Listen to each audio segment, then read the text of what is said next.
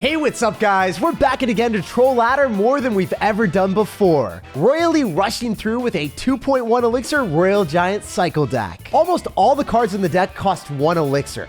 But the reaction that we're going to get from our opponents when we get back to multiple Royal Giants is going to be absolutely priceless. There is no deck in the game that can keep up with this quick of a card cycle. And we can maximize the memes by dropping a level 16 Royal Giant immediately after the first one. Opponents will feel fishy and suspicious, expecting us not to be able to defend, and then we're going to hit them up with the fisherman. Because 1 elixir cost cards are incredibly cost effective, if we play well enough, we're going to get some massive positive elixir trades. And using fisherman in the right moment to activate King Tower can immediately win us the game. But there's two major issues. I don't have a single spell in my deck. So if we play against someone that's able to stop my Royal Giant, I'm just going to get spell cycled and immediately lose. So let's go jump right into the ladder, take our trolling to the next level, and try to assert dominance. I upload daily videos on the channel, so make sure to subscribe so you never miss out. A huge thanks to everyone that's using creator code SirTag to support the channel. All right, so jumping into the action. Unfortunately, no Fire Spirit, no Royal Giant, no Fast and Furious play. I'm going to go in for an Ice Spear and get some source of damage, but this guy's going to Archer Queen in the back, and now I'm just wondering, why would you do that? There's so many people in the meta that have either Lightning or Rocket, and you're giving them an amazing trade right out of the jump. Okay, so whenever I see Miner and Archer Queen, I'm kind of thinking that a Mirror Royal Giant is the right decision, because the cannon's out of cycle for our opponent. I don't think he can stop this. If Electro Spirit's going to be able to hold everything in place, the Fire Spirit... No, Electro Spirit plus Fire Spirit doesn't kill? Are you kidding me? Guys, that has to be some sick joke. You guys probably thought that too, or maybe you guys are just way better than me. Electro Spirit, Fire Spirit, not really a card combination that I've ever used before. I assumed it would kill wall breakers because, you know, Zap plus Fire Spirit kills. Like, it's pretty much the same thing. Not even close. Not even close. All right, so I'm going to Royal Giant here, and this guy is probably going to go for a cannon. So I'm going to go for bats here and try to be able to... Ooh. Why do you have Inferno Dragon and cannon in the same deck? Don't they fulfill the exact same purpose? One of them's a moving building, and the other one's just chilling there, I guess. Oh no, maybe this guy's all about the counter push life. So we're going to go for Fishermen and Skeletons. I think that is probably going to be able to shut down most of it. Okay. I wish I had killed that one wall breaker that was ahead first. It decided to target the back end one. I don't know why, but it didn't work out in our favor. So well played to our opponent. Misplay on my end, and we'll accommodate that for the future. Ice Spirit, jump on all the Spear Goblins. Let's go. One small interaction went my way. I'll count that as a victory. I'm going to Royal Giant and then go Bats on Electro Spirit, expecting to do Inferno Dragon. So maybe the Bats are able to win us this interaction hard. Yo, he's going to lose the Inferno Dragon to 3 little Bats, and then the cannon is definitely not shutting down that Royal Giant. Is he going to go in all in me right in the right-hand side? I mean, nope. He's going to try to defend and take 1,000,000 damage. Okay, I'll take that. I can Ice Spirit and Skeletons to full counter the Wall Breakers. If you drop Wall Breakers by themselves, they'll lose themselves to Skeletons, so that's good as well. I can go in for a Fisherman in the back to counter the Miner, and then when you go in for Wall Breakers, I'll Ice Spirit and I'll drop the Skeletons, and that will clean up very nicely. It's a beautiful sight to see, using the Fisherman in the right-hand side, getting your opponent in a bad spot, and then just powering your way through. There's not much he can do, because his Fireball is the only way of killing the Bats, and the Bats are locking onto the Inferno Dragon. I don't expect to do tower damage there, so I was like, you know, he's going to have cannon, he's going to overcommit, he's not going to let me get too much value. Why would I cycle my Royal Giant on the left-hand side, whereas I could maybe go in for a mirrored up Royal Giant and make sure that the Goblin Gang and all the counter-pushing stuff doesn't go towards where he wants it to. But Ice Spirit here, he's going to Fireball on top of the RG. I think as long... Okay, Electro Spirit, Fire Spirit, and Fisherman. We're pulling out all the stops. Oh my gosh, I thought the Fisherman wasn't going to kill it there. I was looking at it, I was like, not again. Not today, Satan. And we walk away with a very fun win. Learned a lot of interactions, and that's the cool thing about mini decks like this. You'll never have the opportunity to find out that Fire Spirit plus Electro Spirit doesn't kill Wall Breakers, because you'll probably never run those two cards in the same deck. All right, so jumping into this one, we'll see what's happening. You guys already know the deal. Fire Spirit is my favorite play with this deck. It does the most damage whenever you cycle it at the start, and a lot of times your opponent's going to go and drop something that they're not supposed to. Like that Archer Queen. That's one of the highest damage cards in Clash Royale, and you just wasted it. And it didn't even finish off my Fire Spirit. Okay, so we're in a Fisherman here. I like it, cut G. I'm going to get poised in position to be able to stun and stop everything. Right when he thinks that he's going to be able to lock onto my tower, no such luck for you.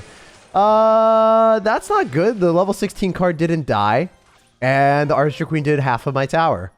Okay, Clash Royale, I see how it is. He's giving us a little bit of GCBM there, but, you know, I think we can still make it work. I didn't expect the Mirror Mini Pekka to do that much damage, and I did not expect that thing to stay alive. It is what it is.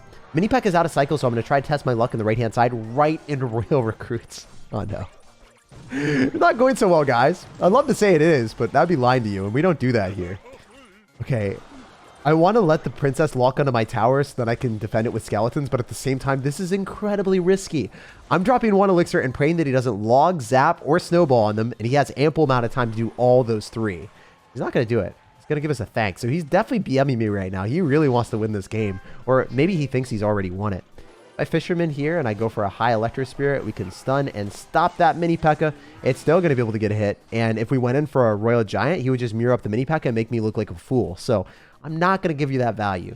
Maybe if you mini Pekka here, I can go for royal giant on the other side and kite it or something. Oh, let's go. That's what I'm talking about, baby. So you have to archer queen. We can ice spirit and we can go for bats. And then we can simply distract that with 1 elixir skeletons. And you don't have zap and cycle because you just used it. You wasted so much elixir. Let's go. I think that we can completely kill a mini Pekka with just that amount of elixir. Or do I have to spend more? Ah, level 16 is too strong. Level 16 is too strong. It gave him a hit on my tower still, even though we use skeletons. Usually mini Pekka doesn't do anything there.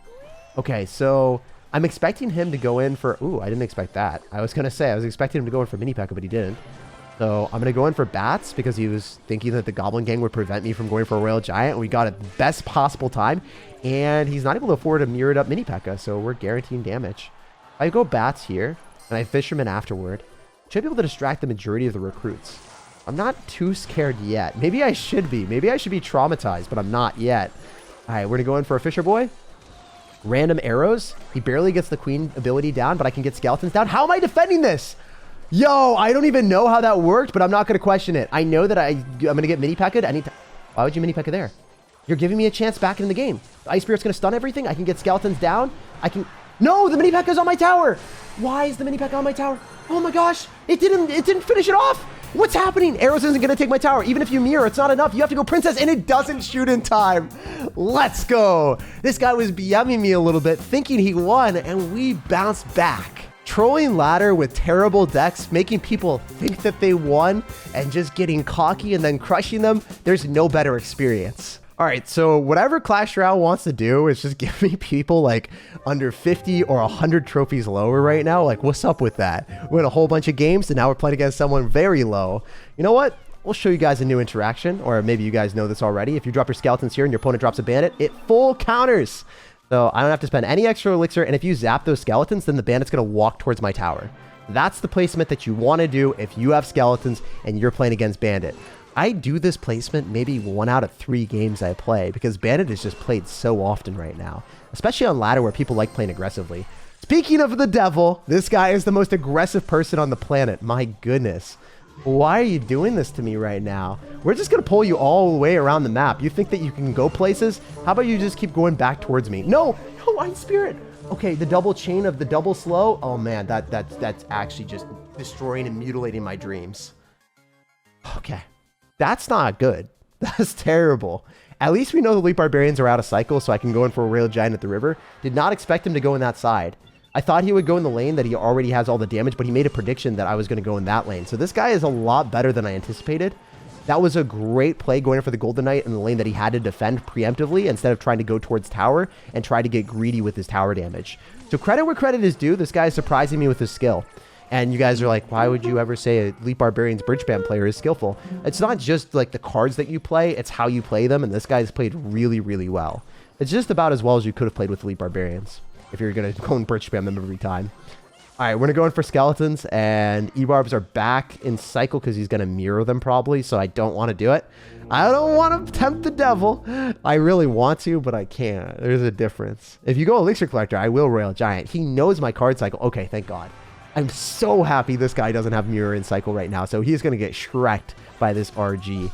The best thing about Royal Giant is if you support it with any air card, whether it's a baby dragon in a standard deck or in a meme deck, you can use bats, I guess.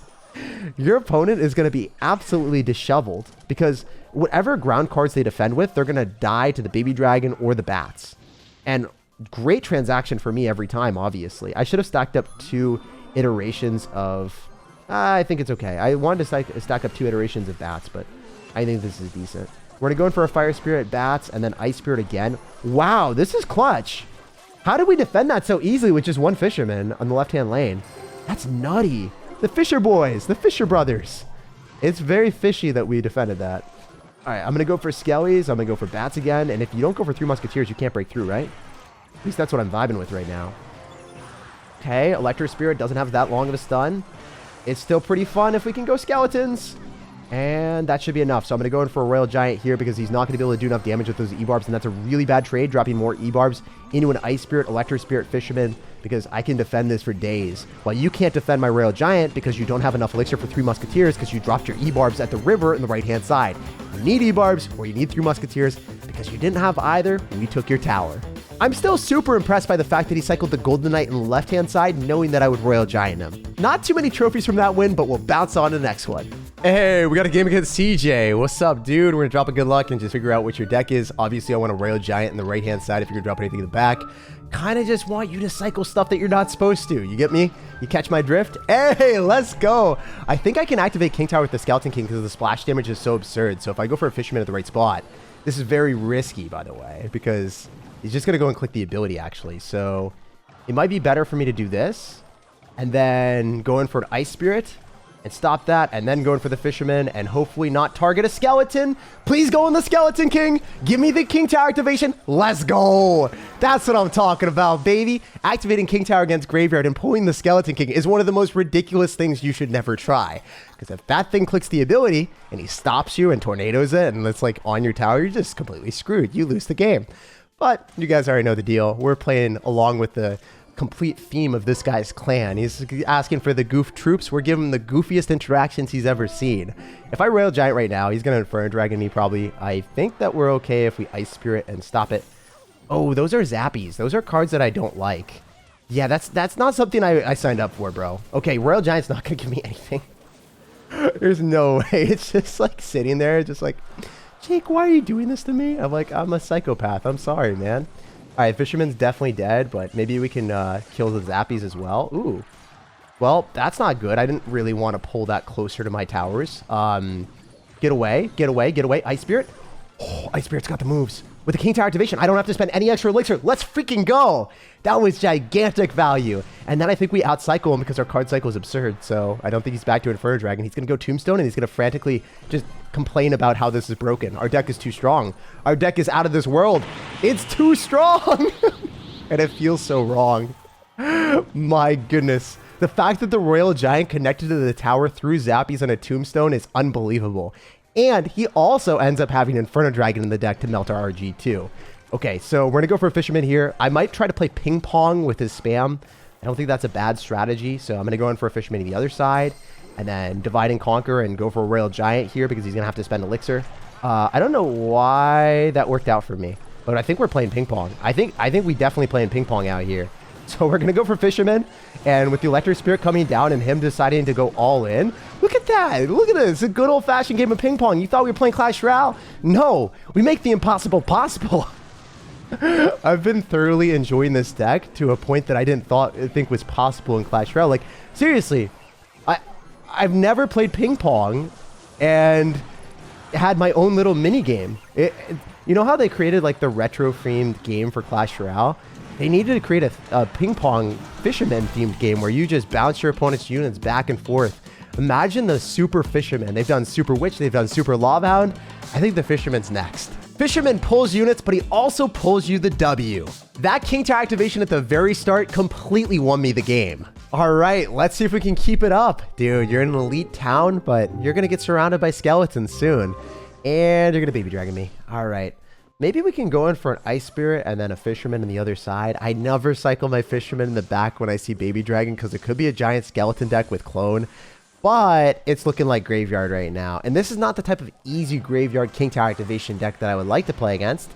Yeah, there's the Skeleton King, but I don't know if I can necessarily get as much value into that. But, oh my gosh, wait. Royal Giant in the right-hand side. The skeletons are going in the wrong lane, and I can inflict some serious pain.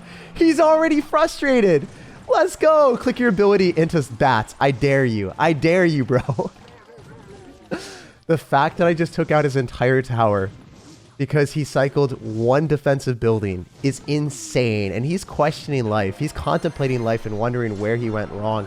And in actuality, in all honesty, I don't think he messed up. He just got messed up by having a really weird and bad matchup here.